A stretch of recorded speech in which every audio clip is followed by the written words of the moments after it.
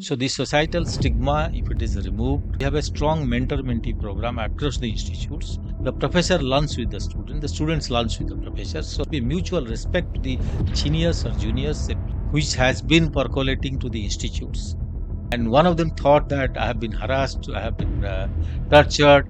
This is not at all a ragging. Together, if we all join hands to nip the issue at its bud, everything would be solved from the start itself. Yes, actually, this is not any individual's kind of the issue. It is a collective issue. It is a societal issue. Education is the kindling of a flame, not the filling of a vessel. Welcome to Zero Hour, an initiative by Siksha or Anusandhan deemed to be university, powered by SOA English Café, supported by SOA Photography Club, sustaining the idea of anti-ragging and student affirmative policies. I'm your host, Stuti Mishra, and it is my utmost privilege to welcome you all to the first episode of this series. Today we have with us our esteemed dignitary, Dr. Pradipta Kumar Nanda, Vice Chancellor of Siksha Anusandhan deemed to be university. Dr. Nanda plays a crucial role in shaping SOA's institutional vision, including its firm stand on ensuring a ragging free environment that is safe and inclusive, in turn, also ensuring that any student entering SOA is greeted with not fear, but rather welcome and opportunities. Sir has served as the principal investigator of the Center of Excellence on Industrial Electronics and Robotics at National Institute of Technology, Rourkela, and an expert member in NBA and DRDO selection committees, along with being our dear Vice Chancellor. Thank you, sir, for choosing us to be the channel between the students and you. Now, before jumping straight into the session, I would briefly introduce our initiative. Zero hour, as we intend it to be, is a crucial hour where we ask questions that are impertinent. And sir, today I have the privilege to ask you the questions that students wish to ask.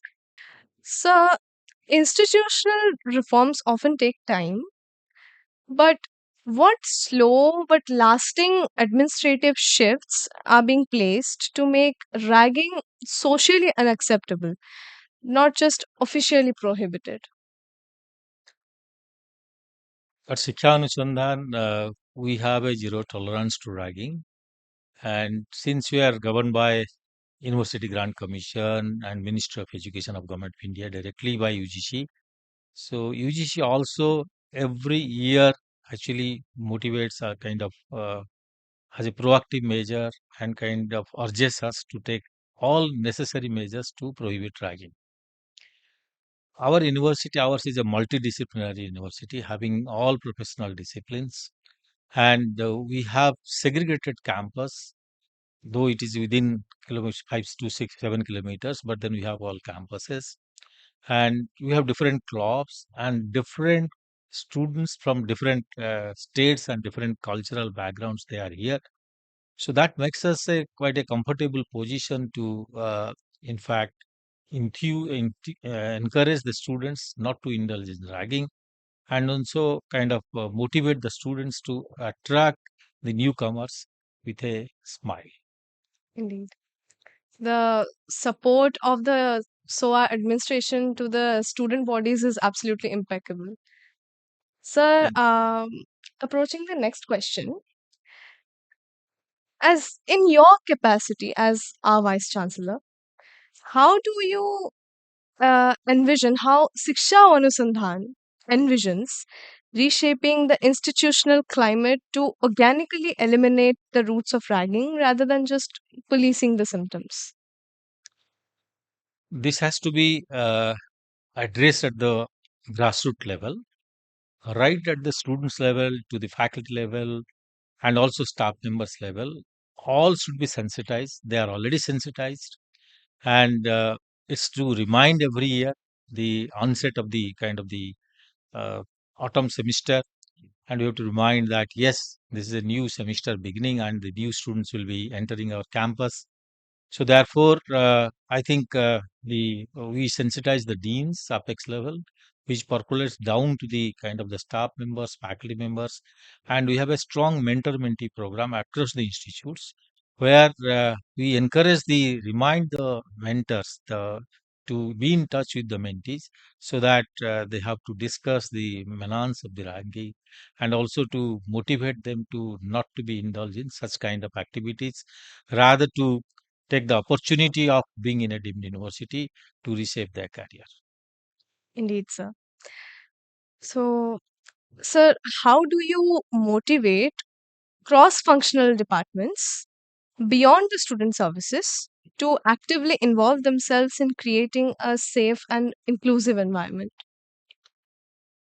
We have officially the committees like internal complaint committee at the university level, anti-ragging committee at the institute level, and also the monitoring committee of anti-ragging committee at the university level, where pro-vice chancellors are there, deans are there.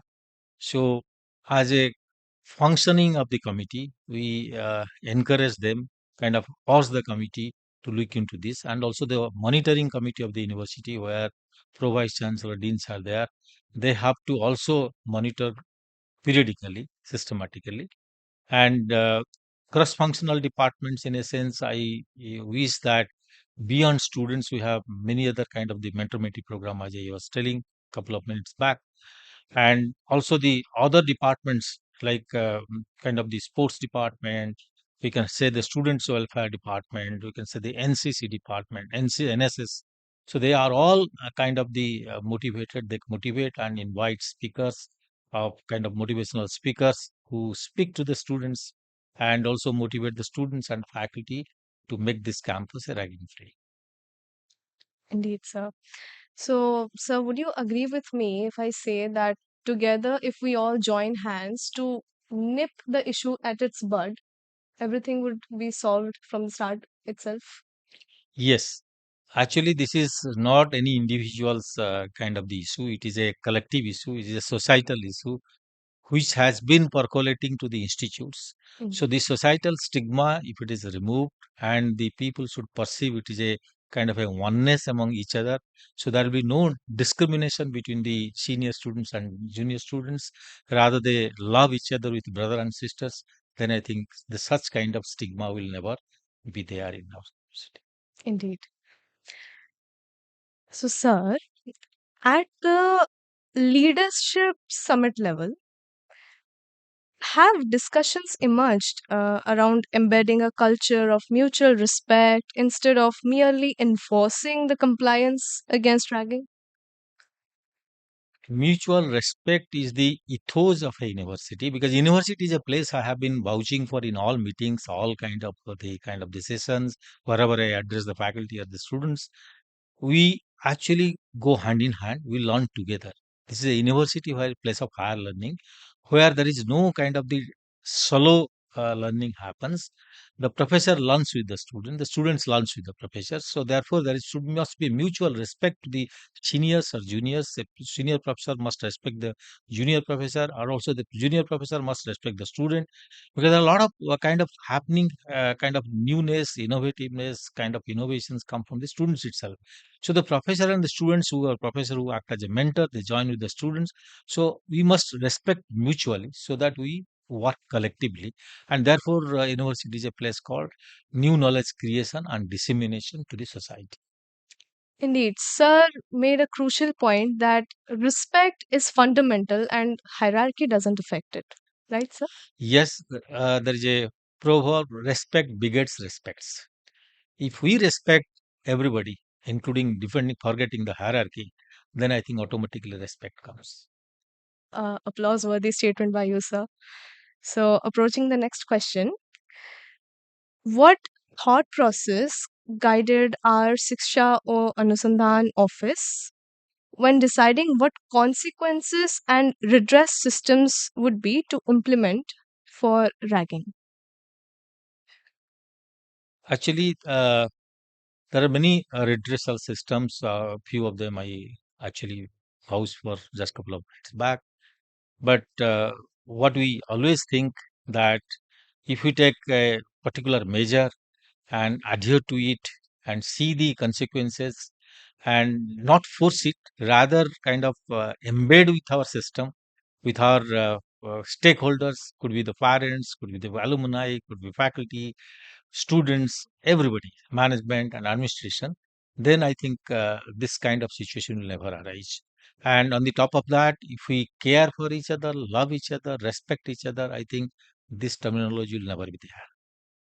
So, to sum up in a sentence, it is we can say that harmony is the key. Yes. All right, sir. The next question.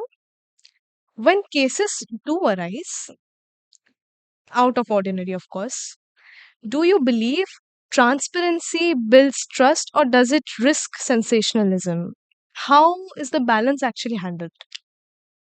Actually, the cases which arise is a kind of a misnomer, kind of a misunderstanding, misconception, I can say. Some cases arose, and but we could, when listening to the actual real issues with the students, it came out to be very triple, not actually ragging. Uh, so therefore, we could resolve it in our ICC meeting. When the issue came to me, we could listen to the students very patiently, and could the moment we could counsel the students, it automatically resolved there itself. So many times there are a couple of issues happened. We have made all videos, all meetings minutes, because UGC actually gives us 24 hours time or at best 48 hours to resolve it and report to the authority. So therefore we investigate, and out of after investigation we have found very minor issues, triple issues have been kind of meaningfully or maybe unknowingly has been termed or coined as ragging, but they do not come under the purview of ragging. So that has been resolved. So therefore, I wish that once a sincere kind of a listening happens to the students, we have to actually give a patient listening, and think over the problems. I think the problem is very minor and trivial, has been escalated, Indeed. aggravated, and termed or coined as ragging, which is no, not actually the ragging. So therefore, I think we must listen the students very carefully, the victim very carefully, and also address the students who are involved in this very carefully. So they might not be knowing the consequences. They might not also think that this is a kind of a amount to the coining ragging. Indeed. Indeed. Communication actually becomes the key in such sensitive scenarios.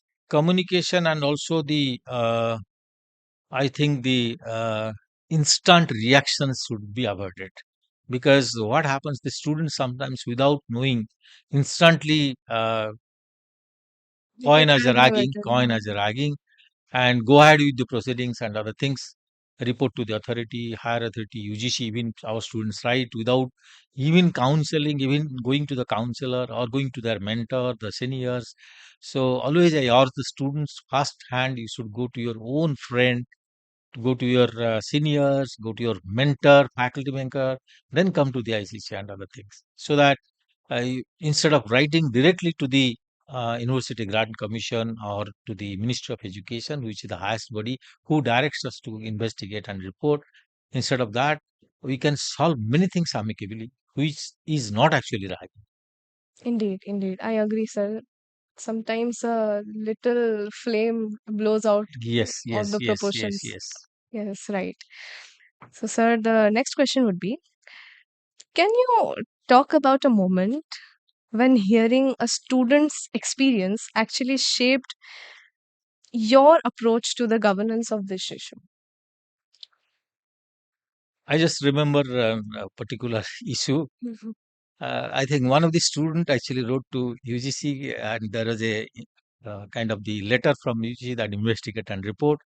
When I was listening to the student, I could find this is not at all a ragging. This is the mutually adjustment could not happen in a room with the two girls, and one of them thought that I have been harassed, I have been tortured, but actually there is nothing touch her, nothing harass. So when I listened everything, even the allegation against whom it was made, she also got astonished that nothing has been done. This is usually living in a common place.